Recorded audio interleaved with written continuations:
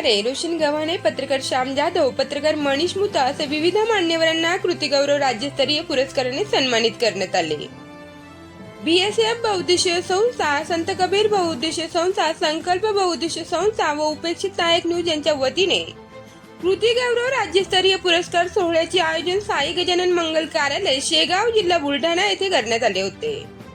कार्यक्रमाचे मुख्य आयोजक भूषण सरदार व RMX सरदार हे असून अमोल अंबादास जाधव हे कार्यक्रमाचे अध्यक्ष म्हणून उपस्थित होते. तर विशेष उपस्थितीमध्ये मोनालिसा गोविंदा वर्मा, मॉडेल ऋतुजा लुटडे, वरिष्ठ कोषागार अधिकारी शिल्पा पवार, लोकमत पत्रकार विष्णू गायकवाड, डॉक्टर शशिकांत मुळे, दिग्दर्शक निर्माता DN इंगळे, सतीश नारायण शिंदे, अभिनेत्री पौर्णिमा झाडे, रितिका साळुंके, संध्या पौरकर हे सर्व मान्यवर उपस्थित होते.